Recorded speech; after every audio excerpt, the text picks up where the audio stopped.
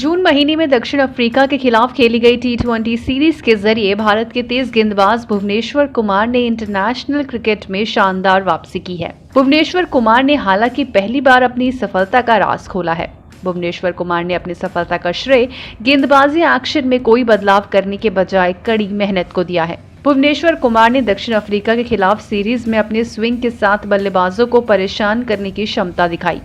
वहीं इंग्लैंड के खिलाफ 3 मैचों की टी20 श्रृंखला में उन्होंने फिर से दिखाया कि वह टर्निंग पिचों पर कितने असरदार हैं। जब भुवी से पूछा गया कि क्या उन्होंने पिछले कुछ महीनों में अपनी गेंदबाजी एक्शन में कुछ बदलाव किया है, तो उन्होंने जवाब दिया कि नहीं, मैंने केवल कड़ी मेहनत की है। उन्होंने कहा, ईमानदारी से कहूं तो मैंने अपनी गेंदबाजी एक्शन में कोई बदलाव नहीं किया। मैंने सिर्फ अधिक गेंदबाजी करने की कोशिश की, जिससे मेरा शरीर लय में आ गया। इससे मुझ में आत्मविश्वास वापस जाग गया। फिटनेस एक ऐसी चीज है जिसमें आप सुधार कर सकते हैं, इससे आपको मदद मिलती है। बता दें कि पिछले वर्ष और दक्षिण अफ्रीका में 3 मैचों की वनडे श्रृंखला में उन्होंने कोई प्रभाव नहीं डाला, जिससे भारत 3-0 से हार गया। भुवी ने बीसीसीआई द्वारा पोस्ट किए गए एक वीडियो में कहा, बेशक जब आप टीम के साथ होते हैं तो आप अभ्यास करते हैं, लेकिन मैंने घर पर अपनी गेंदबाजी पर कड़ी मेहनत की और खुद को लय में रखने का प्रयास किया। गेंदबाज ने यह भी कहा कि उन्होंने तेज गेंदबाज अर्शदीप सिंह में जबरदस्त क्षमता देखी। एक युवा गेंदबाज के लिए ऐसा सोचना अच्छा है। अर्शदीप ने 29 जुलाई को त्रिनिदाद में वेस्ट इंडीज के खिलाफ पहला टी20 मैच में 24 रन देकर 2 विकेट लेने में अहम भूमिका निभाई थी।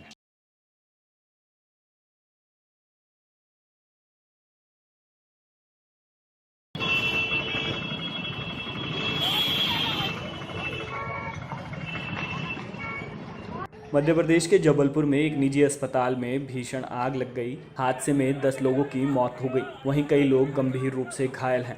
ये आग दमोह नाका शिवनगर स्थित new life multi speciality hospital में लगी। जान गंवाने वाले लोगों में ज़्यादातर हॉस्पिटल स्टाफ के हैं। आग पर फिलहाल काबू पा लिया गया है।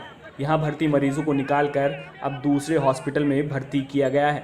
जबलपुर के मुख्य पुलिस अधीक्षक अखिलेश गौर ने बताया कि अस्पताल में शॉर्ट सर्किट की वजह से आग लगी थी, जो कि ग्राउंड फ्लोर से 3rd फ्लोर तक फैल गई। जानकारी मिली है कि अस्पताल से निकलने का एक ही रास्ता होने की वजह से अधिकांश लोग अंदर ही फंस गए। इसी बीच आग ने देखते ही देखते विकराल रूप ले लिया। ये चंडाल भाटा थाना गोरखपुर स्थित न्यू लाइफ सिटी हॉस्पिटल था, जिसमें करीबन 2:30 बजे करीब एक घटना हुई, जिसमें कि जैसा कि अभी तक 2-2.5 घंटे की हमारी जो पूछताछ जितने भी से हम कर पाए हैं, उसमें निकल के आया है कि जब बिजली गई तो जनरेटर पे स्विच ओवर हुआ था, उस दौरान कोई शॉर्ट सर्किट जैसी घटना हुई, जिससे आग लगी। वहीं घटना पर दुख जताते हुए सीएम शिवराज सिंह ने ट्वीट किया है।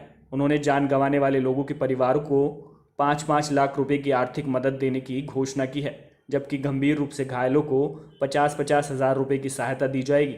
घायलों के इलाज का खर्च भी राज्य सरकार ही उठाएगी। साथ ही सीएम शिवराज सिंह ने घटना की जांच के आदेश भी दे दिए हैं।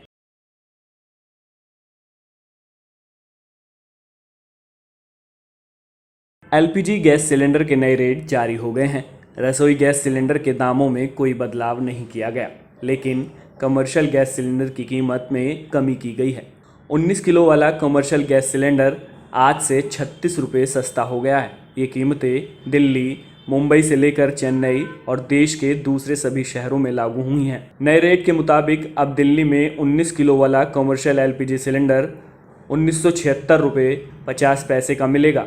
इससे पहले सिलेंडर की कीमत 2012 रुपये 50 पैसे थी। वहीं मुंबई में कीमत 1936 रुपये 50 पैसे है। वहीं कोलकाता में 2095 रुपये 50 पैसे, जबकि चेन्नई में कीमत 2141 रुपये है। लगातार दूसरे महीने कमर्शियल सिलेंडर की कीमत में कमी की गई है। इससे पहले 1 जून को इसकी कीमत में 135 रुपये की कटौती की गई थी। वहीं घरेलू एलपीजी सिलेंडर की बात करें तो दिल्ली में कीमत 1053 रुपये है। इससे पहले 19 मई को इन कीमतों में बदलाव हुआ था। तब कीमतों को 1003 रुपये से बढ़ाकर 1053 रुपये कर दिया गया था। पिछले 1 साल में ही दिल्ली में घरेलू गैस सिलेंडर करीब 219 रुपये महंगा हुआ है। साल भर पहले इसकी कीमत 834 रुपये 50 पैसे थी, जबकि कोलकाता में घरेलू एलपीजी गैस सिलेंडर की कीमत 1079 रुपये है, जबकि मुंबई में 1052 रुपये 50 पैसे और चेन्नई में 1068 रुपये 50 पैसे घरेलू LPG गैस सिलेंडर की कीमत है।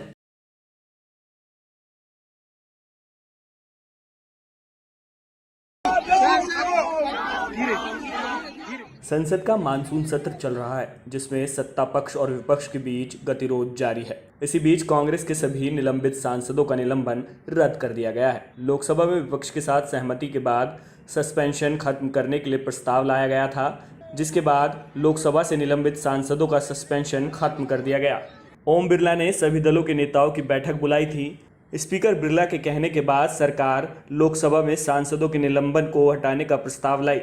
ओम बिरला ने कहा कि वे सभी सदस्यों से अपील करते हैं कि प्ले कार्ड लेकर कोई भी सदन में ना आए। आखिरी बार मौका मिल रहा है, अगर कोई प्ले कार्ड लेकर आएगा तो कार्रवाई करनी पड़ेगी। दरअसल संसद के मानसून सत्र में महंगाई, GST जैसे मुद्दों को लेकर जमकर हंगामा हुआ। विपक्ष लगातार इन मुद्दों को लेकर विरोध प्रदर्शन कर रहा है।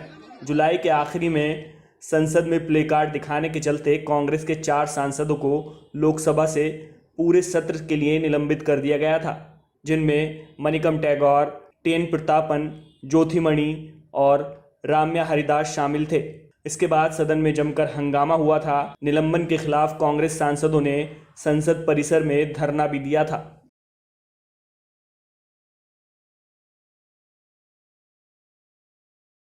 राजस्थान के भरतपुर जिले में अवैध खनन रोकने की मांग गहलोत सरकार ने पूरी कर दी है। साधुओं की मांग को ध्यान में रखते हुए धार्मिक महत्व वाले क्षेत्र में चल रही सभी तरह की खनन को प्रतिबंधित करने के लिए सरकार ने सैद्धांतिक सहमति दे दी है।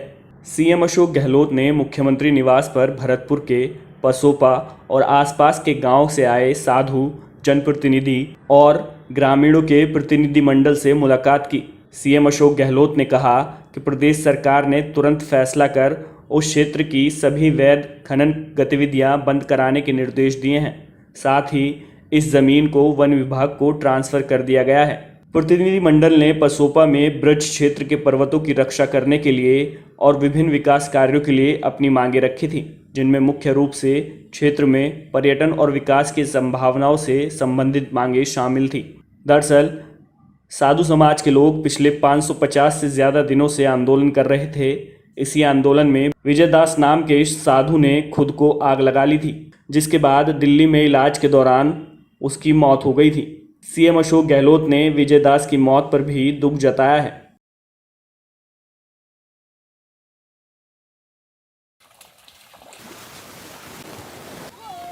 पहाड़ों पर भारी बारिश के बाद गंगा और सोलानी नदी उफान पर है। हरिद्वार के भीमगोंडा बैराज से गंगा नदी का जलस्तर खतरे के निशान के करीब पहुंच गया। गंगा का जलस्तर बढ़ने से लक्सर के कई गांव में किसानों की फसल जलमग्न हो गई। किसानों का कहना है कि गंगा नदी में पहाड़ों का मटमैला पानी आ रहा है। पानी से गंगा के किनारे के खेतों में खड़ी धान, गन्ना और चारे की करीब 1,500 बीघा फसलें जलमग्न हो गई हैं। जो फसल को प्रभाव पड़ेगा, मिट्टी का जो उबाल पड़ेगा, ये गंगा में फसल में जाएगा और फसल जो सारी दब जाएगी। उधर लक्सर के कलसिया, बालावाली, डुमनपुरी, पंडितपुरी समेत कई गांवों के संपर्क मार्गों पर कई फीट पानी भर गया है। हालांकि पानी कम होने के कारण गांव में ग्रामीणों की आवाजाही पर असर नहीं पड़ा है। और बंदा जो हो तटबंध टूट ही रहा कई जगह, इससे गाँव में भी पानी जाएगा, फसल में तो जाएगा ही जाएगा, पर गाँव में भी जाएगा। वहीं जलस्तर बढ़ने पर प्रशासन भी अलर्ट है। प्रशासन ने गंगा और सोलानी के आसपास के 30 गांवों को अलर्ट कर दिया है, जिनमें मोहम्मदपुर, मथाना, सहीपुर, सोमपुरी, गंगदासपुर, डुमनपुरी, पंडितपुरी, आलमपुरा, शेरपुर बेला, चंद्रपुरी और नाईवाला कलसिया शामिल हैं।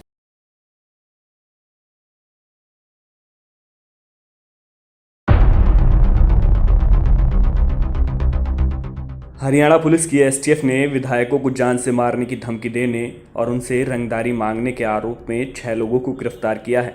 STF के IGP सतीश बालन ने कहा कि राज्य के 4 विधायकों को कई फ़ोन नंबरों से 24 से 28 जून तक ऐसे कॉल आए थे, जो पश्चिमी एशियाई देशों से थे और पाकिस्तान से संचालित थे। IGP ने बताया कि पंजाब के कुछ पूर्व विधायकों को भी इन नंबरों से ऐसे ही धमकी भरे कॉल आए। फ़ोन करने वाले ने उनसे मुंबई के लहजे और पंजाबी में बात की। उन्होंने बताया कि गिरोह के 2 सदस्यों बिहार के रहने वाले दुलेश आलम और उत्तर प्रदेश के बद्रे आलम को मुंबई से गिरफ्तार किया गया है, जबकि 4 अन्य अमित यादव, सादिक अनवर, सनोज कुमार, काश आलम को बिहार के मुजफ्फरपुर से गिरफ्तार किया गया है।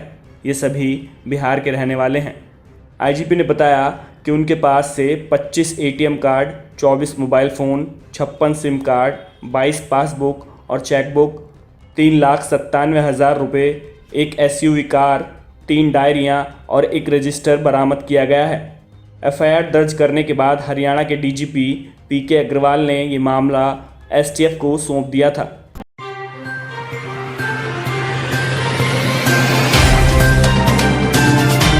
Subscribe now and press the bell icon. Never miss an update.